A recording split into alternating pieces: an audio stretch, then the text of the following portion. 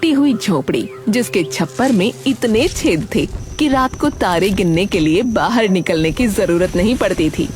इसी झोपड़ी में रहते थे दो अनाथ भाई राजू और श्यामू। सुबह उनके लिए सूरज नहीं भूख लेकर आती थी। कभी मजदूरी मिल जाती तो चूल्हा जलता।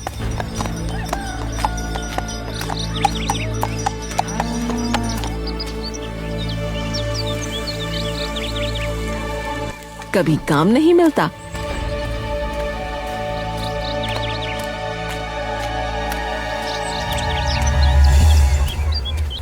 तो चूल्हा भी सूना रहता। अरे राजू, क्या हुआ? इतने गुस्से में क्यों है? भैया, आज भी कोई काम नहीं मिला। लगता है भगवान चाहते हैं कि हम उन्हीं के पास आ जाएं। अरे अरे भगवान को मत कोस रे, सब ठीक हो जाएगा। हाँ भैया, सब ठीक हो जाएगा, पर हमारे मरने के बाद। अरे अरे देख, मुझे बोझा उठाने से 50 रुपए मिले हैं। आज का काम हो गया। अरे भैया, वाह, बहुत बड़ा तीर मार लिया आपने। राजू तेज दिमाग वाला था और उसी का उसे घमंड भी था, लेकिन ये दिमाग उसे कोई मदद नहीं कर पा रहा था।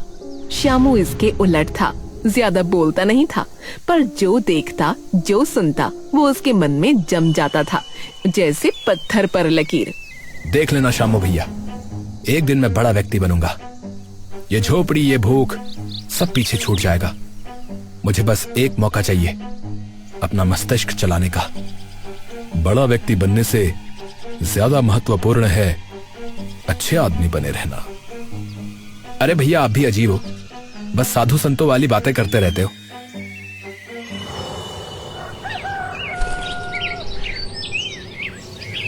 अगले दिन सुबह दोनों झोपड़ी से निकल पड़े।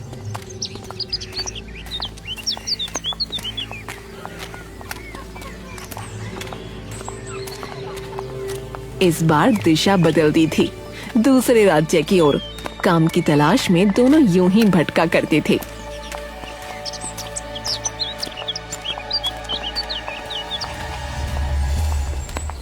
अगर आज कुछ ना हुआ ना, तो वहीं के वहीं प्राण त्याग दूंगा, बता रहा हूं। अरे चुप रह, तू बहुत फालतू बकवास करता है। शुभ शुभ नहीं बोला जाता तुझसे। अरे भैया, शुभ शुभ हो भी तो तभी तो शुभ शुभ बोलूं। शुभ शुभ बोलेगा तो शुभ शुभ होगा, समझा? वाह भैया वाह। रास्ता लंबा था, कदम भारी, पेट में भूख थी पर आंखों में उम्मीद। धूप सिर पर थी और सड़क पर सन्नाटा। तभी मोड़ पर एक बूढ़ा आदमी खड़ा मिला।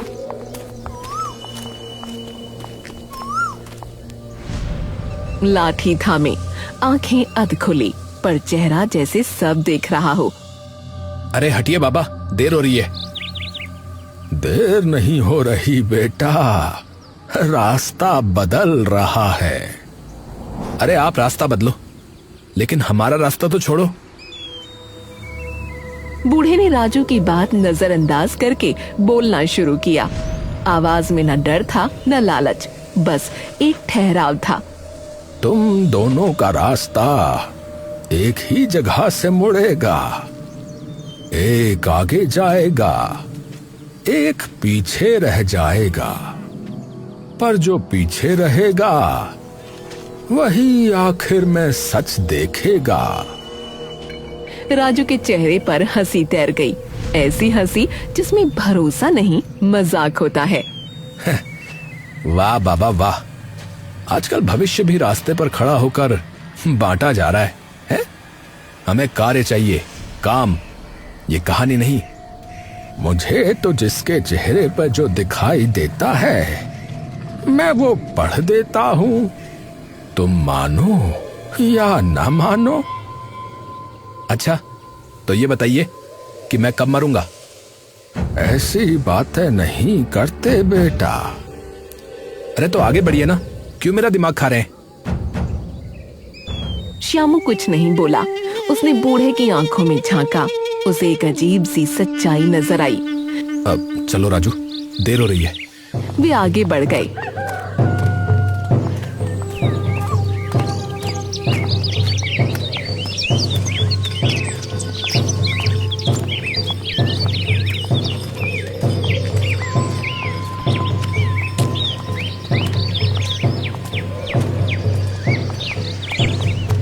पीछे बूढ़ा रह गया, पर उसकी बात दोनों के दिमाग में चलती रही। एक आगे जाएगा, एक पीछे रह जाएगा।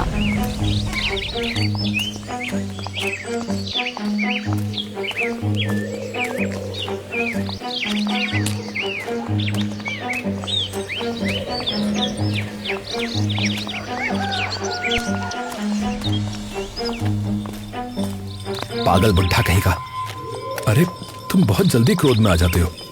अरे जाने दो ना उसे।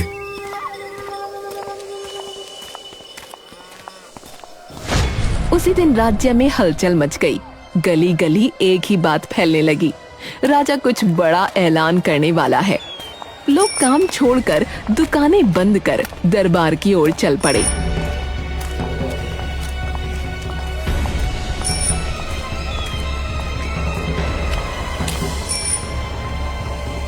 अरे अरे भाई, सुना है इनाम मिलेगा। हैं? क्या कहा, इनाम? अरे हाँ भैया, इनाम। मैंने तो सुना है राजा खुद परेशान है। अरे भाई सुना है, जो समझदार निकलेगा उसकी किस्मत ही बदल जाएगी भैया। हाँ। दरवाजे के बाहर भीड़ जमा थी। भीतर राजा धनंजय सिंहासन पर बैठे थे, चेहरे पर चिंता, आंखों में गुस्सा। मंत्री और सेनापति दोनों किनारे खड़े थे। मेरे राज्य में कुछ ऐसी घटनाएं घटित हुई हैं जिनका सत्य सामने आना अति आवश्यक है। जो व्यक्ति भी ये मानता है कि उसके पास बुद्धि है, वो आगे आए। जो सत्य तक पहुंचेगा उसे धन मिलेगा, इतना धन कि उसकी 7 पुश्तें बैठकर खाएंगी। परंतु जिसने मेरा समय अनावश्यक रूप से बर्बाद किया, वो मारा जाएगा। इसलिए सोच समझ कर आना।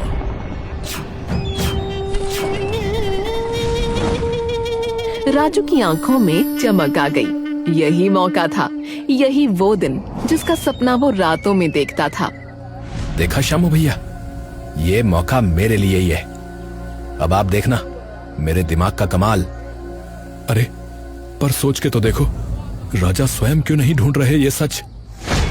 उनके पास क्या कमी है जो वो जनता से सहायता ले रहे हैं? अरे भैया, आपको क्या है? मुंह बंद रखिए आप।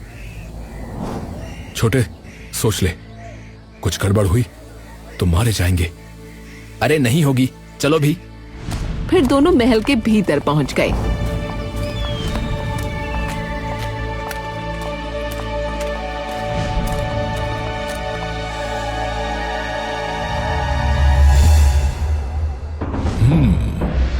तो तुम दोनों को लगता है कि तुम अति बुद्धिमान हो।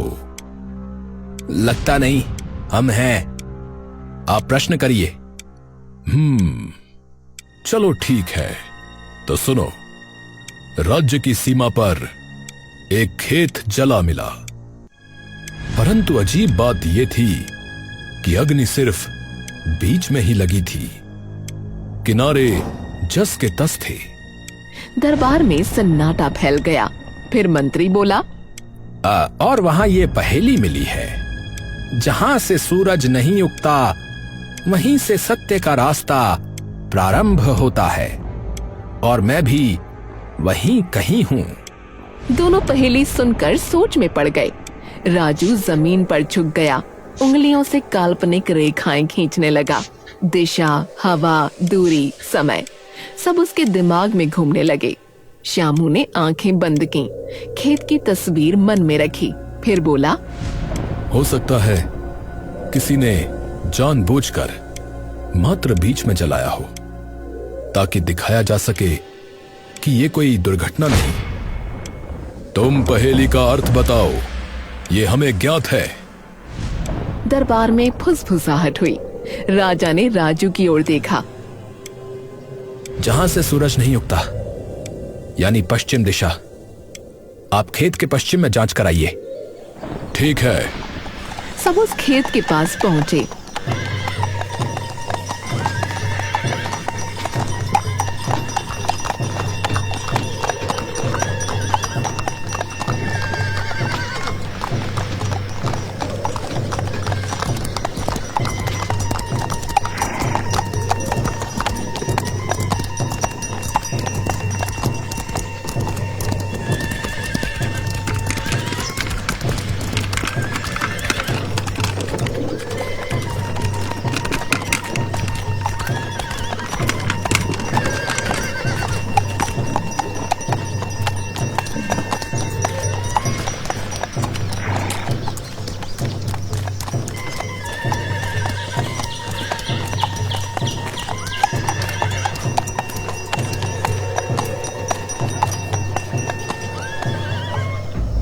राजू देखते ही बोला, पश्चिम में तो ये पुराना मील पत्थर है, इसे हटाओ। उसे हटाया गया तो उसके नीचे से एक पन्ना मिला जिस पर लिखा था, पहली पहेली सुलझ गई। लगता है महाराज आपको कोई समझदार इंसान आखिर मिल ही गया। ये कैसा हास्य है? हमारे साथ ये सब करने का दुस्साहस किसने किया? यदि एक बार मिल जाए तो सर धड़ से अलग करा दिया जाए। शांत हो जाइए महाराज, पहेलियां हल होते ही उसका पता चल जाएगा। पर उसने ये क्यों लिखा कि मैं भी वहीं कहीं हूं? उसकी बात पर किसी ने ध्यान नहीं दिया और सब चल पड़े।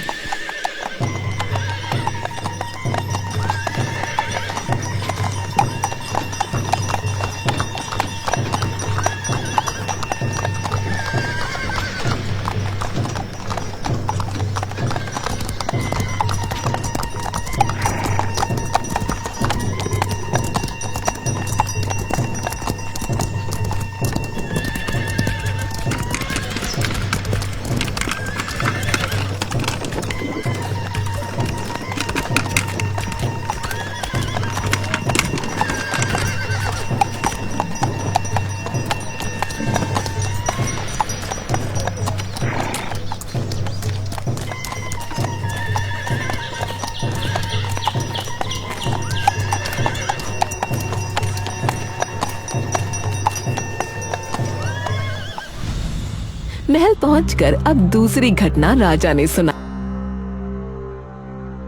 राजमहल के भीतर एक जीव मरा मिला, बंद कमरे में, बिना रक्त के, और उसके साथ पहेली थी, जो रक्षा के लिए होता है वही बंधन बन जाता है।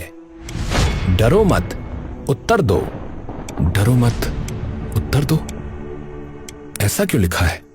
राजू ने पल भर नहीं लगाया और चिल्ला पड़ा, ताला ताला ताला वैसे तो सुरक्षा के लिए होता है, पर आपको कहीं बंद कर लिया जाए तो कैद बन जाता है। पर यहां ताले का क्या अर्थ? तुम भी कुछ सोच लो श्यामू, या सब कुछ राजू ही करेगा? लगता है तुम मात्र मेरा समय बर्बाद करने आए हो। नहीं महाराज, अगर ताला सही उत्तर है तो हमें कोई ताला खोलना होगा जो रक्षा के लिए भी हो और बंधन भी बन जाता हो। अरे देखो, अरे इस जीव के गले में कड़ी और ताला है, इसे खोलो। हाँ, पर ताले की चाबी कहाँ है? सब चाबी ढूंढने लगे, लेकिन श्यामू ने ताला हिलाया और उसकी चाबी वाली जगह से एक पर्चा निकला जिस पर लिखा था, अगर ये पढ़ रहे हो मतलब पहेली हल हो चुकी है। अरे यार, ये श्यामू को कैसे मिल गया? अति उत्तम, परंतु अभी तक ये करने वाले का कोई पता नहीं चला। पता चल जाएगा महाराज, आप अगली पहेली बताइए। राजा धनंजय ने राजू और श्यामू को देखा, फिर हाथ उठाकर इशारा किया। माहौल ऐसा था जैसे किसी ने कहानी को बीच में रोक दिया हो। आज के लिए इतना ही, तुम दोनों जाओ, कल फिर दरबार में आना। ठीक है महाराज, महाराज की जय हो। ठीक है महाराज, प्रणाम। राजू का सीना फूल गया, चेहरे पर वही आत्मविश्वास जो जीत से पहले आता है। श्यामू ने सर झुकाया और चुपचाप बाहर की ओर चल पड़ा। शाम को वो उसी टूटी झोपड़ी में थे। राजू बस शेख ही बघारने में लगा था। हाँ, देखा आज मैंने कितना अच्छा किया। कल तो खेल ही समाप्त हो जाएगा। मुझे लगता है मुझे बहुत सारा धन मिल ही जाएगा। पर भैया, आप फिक्र ना करना, मैं आपको मरने नहीं दूंगा, ठीक है? आप बिल्कुल भी चिंता ना करना। राजू बोलता जा रहा था, जैसे हर शब्द से अपनी ऊंचाई नाप रहा हो। श्यामू जैसे किस सोच में डूबा हुआ था। अरे अरे श्यामू भैया, क्या सोच रहे हो? वैसे एक बात कहूं, यह मौका आपके लिए था भी नहीं, ये मेरे लिए बना था, मेरे लिए। प्रश्न पूछे जा रहे हैं और उत्तर मेरे पास है। ऐसे मौके बार बार नहीं आते। श्यामू ने सिर उठाया, बोला नहीं, पर उसने 3 बातें नोटिस कर ली थीं। पहेलियों की भाषा राजकीय है, अर्थात ये कोई अनपढ़ या आम व्यक्ति नहीं है। और ये घटनाएं सुनते वक्त महाराज कहीं भी हैरान नहीं थे, न दुख, न क्रोध और न ही हैरानी। और हर पहेली सीधे राज्य की व्यवस्था पर उंगली उठा रही थी। सीमा की सुरक्षा और राजमहल में राजा की सुरक्षा। अरे क्या सोच रहे हो भैया? अब कुछ नहीं, बस सोच रहा हूं कल क्या होगा। कल मेरी विजय होगी, और क्या होगा। अगली सुबह दरबार लगा भी नहीं था कि तीसरी घटना हो गई। अचानक शोर मच गया। दरबार के बाहर राजस्व के कागज हवा में उड़ गए, कुछ फटे हुए, कुछ बदले हुए। मुहरें आधी मिट चुकी थीं। अरे कागज बिखर गए हैं, पर ये तो पूरी तरह से सुरक्षित थे। लगता है किसी ने जानबूझ के छेड़छाड़ की है, पर इतना भीतर आकर ये सब कौन कर रहा है? कोई पहेली है? हाँ, एक पत्र सीधा मेरे हाथ में उड़कर आया है। जो लिखा सबसे अधिक जाता है, वही सबसे कम पढ़ा जाता है। राजू आगे बढ़ा और चिल्लाया, अरे ये तो बहुत आसान है। कर और हिसाब जो लिखा जाता है, पर कोई पढ़ता नहीं। सबको लगता है सही ही लिखा होगा। सही उत्तर, क्योंकि इसका उत्तर पहेली लिखने वाले ने उसके पीछे ही लिख दिया था। मैं तो बस तुम्हारा मस्तिष्क देख रहा था। तुम बुद्धिमान हो, पर यह शामू बिल्कुल बुद्धिहीन लग रहा है। महाराज, मैं ये सोच रहा था कि राज्य के सारे कागज उड़ रहे थे, पर आपको पहेली की चिंता थी। ऐसा क्यों? उत्तर नहीं दिया और उल्टा तुम मुझसे प्रश्न करोगे। अरे श्यामू भैया, अरे पहेली हल नहीं कर सकते तो कम से कम चुप तो रहो। श्यामू चुप हो गया। राजू को लगा वो जीत रहा है। अब तो साफ है, पुरस्कार मेरा है। पहली घटना राज्य की सीमा पर खेत राजा का था, किसी आम किसान का नहीं। दूसरी घटना राजमहल के भीतर, वो भी राजा के शयन कक्ष में। तीसरी घटना राज्य के कागज। ये काम कोई आम व्यक्ति भला कैसे कर सकता है? मुझे तो बस ये समझ में नहीं आ रहा। तभी राजा ने राजू से कहा, तुमने स्वयं को सिद्ध किया है, अब अंतिम परीक्षा है। राजा ने एक रेशम का लिफाफा आगे बढ़ाया, हल्का, न कोई मुहर न कोई निशान। यह अंतिम पहेली विशेषकर तुम्हारे लिए, श्यामू को न बताना। बहुत बहुत धन्यवाद महाराज, मैं इसको भी हल कर दूंगा महाराज। हमें ज्ञात है राजू, तुम अत्यधिक बुद्धिमान हो। दूर श्यामू खड़ा था, उसने बस लिफाफा देखा, पहेली न सुन सका। महाराज, ये अन्याय है। तुम चुप रहो, तुम्हारे बस का कुछ नहीं। तुम्हें कुछ बताकर भी क्या लाभ। और फिर दोनों वापस आ गए।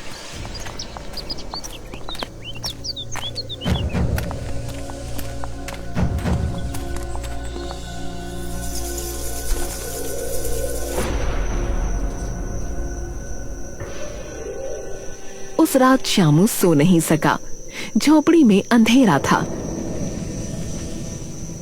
पर उसकी आंखों में एक ही चीज चमक रही थी, रेशम का वो लिफाफा, वो रंग, वो मुलायम चमक, वो बुनी हुई सतह। उसने शब्द नहीं देखे थे, पर लिफाफे को देखा था, और वही देखना काफी था। रेशम हर किसी के बस का नहीं होता, मैं ये जानता हूं। बाजार का रेशम अलग होता है, थोड़ा कड़ा, थोड़ा चमकीला। पर वो लिफाफा वैसा नहीं था। वो ठीक वैसा था जैसा राजमहल के भीतर पहना जाता है, जैसे शाही कपड़ों से काटा गया हो। अरे क्या सोच रहे हो श्यामू भैया? अगर पहेली पूछना चाहते हो तो भूल जाओ, मैं कुछ नहीं बताऊंगा। नहीं नहीं, मैं नहीं जानना चाहता। फिर उसे एक और बात याद आई। उस लिफाफे पर कुछ लिखा नहीं था। शब्द उभरे हुए थे, स्याही से नहीं, धागे से। वो कला, वो तकनीक, वो सिर्फ राजकीय कारखाने में होती है, जहां शाही पत्र, राजादेश और मोहरें बनती हैं। आम व्यक्ति के पास न वो हुनर होता है और न ही वो अनुमति। श्यामू करवट बदलता रहा। पहली घटना याद आई, सीमा पर जला खेत, पर वो खेत राजा का था। दूसरी घटना, महल के भीतर शयन कक्ष में। तीसरी, राजस्व के कागज। हर बार नुकसान हुआ, परंतु महाराज, हम जैसे व्यक्तियों से पहेलियां सुलझवा रहे हैं। मुझे लेश मात्र भी यकीन नहीं हो रहा। कल मैं धनी होने वाला हूं, ये सोच सोचकर मुझे नींद ही नहीं आ रही। अरे श्यामू भैया, मैं कहीं पागल ना हो जाऊं प्रसन्नता से। नहीं होगा, अत्यधिक मत सोचो। चलो सो जाओ।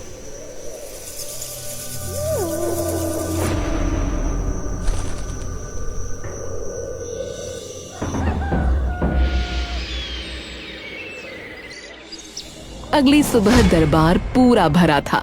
मंत्री, सेनापति, चुने हुए लोग। राजा धनंजय सिंहासन पर बैठे थे, शांत, स्थिर, जैसे पहले से जानते हो कि अब क्या होगा। सामने राजू और श्यामू खड़े थे।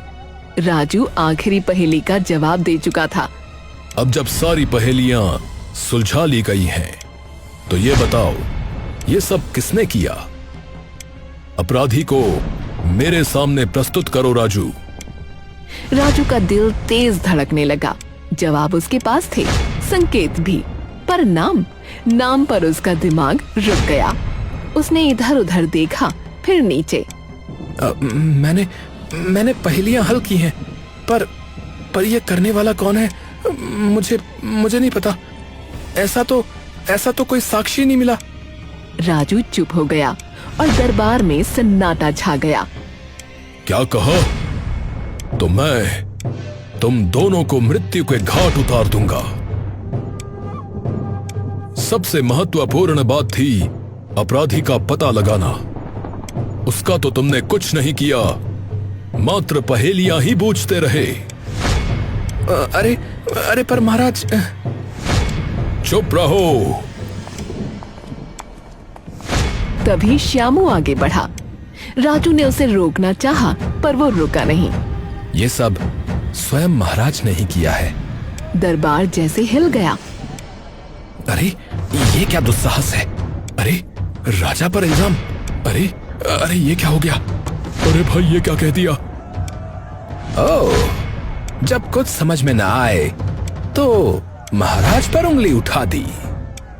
सेनापति का हाथ तलवार के हत्थे पर चला गया। संभल कर बोलो। राजा ने हाथ उठाया। एक इशारा, शोर थम गया। उनकी आंखें श्यामू पर टिक गईं।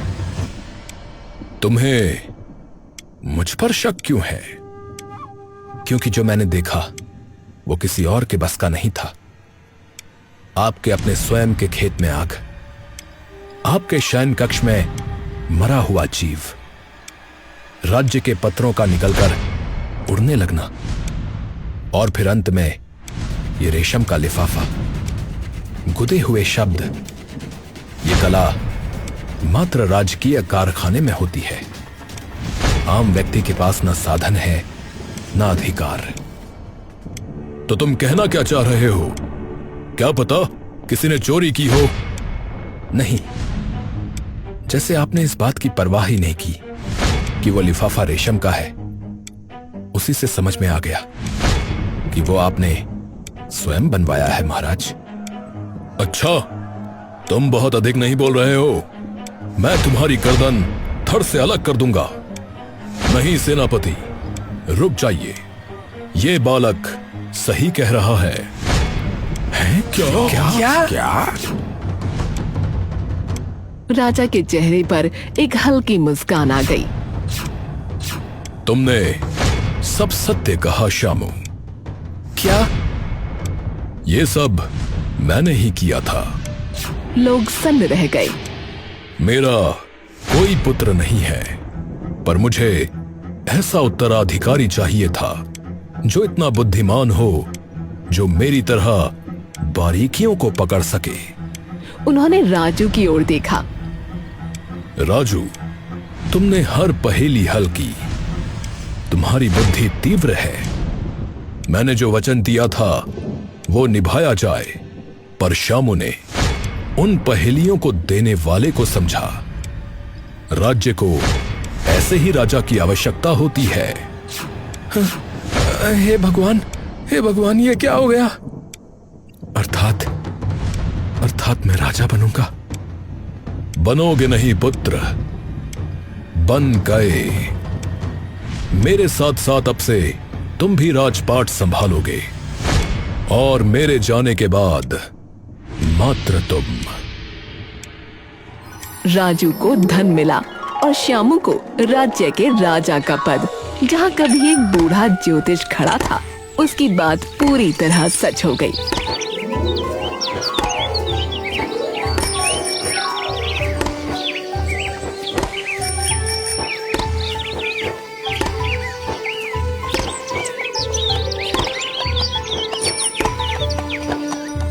रास्ता दोनों का एक था, पर मंजिल अलग।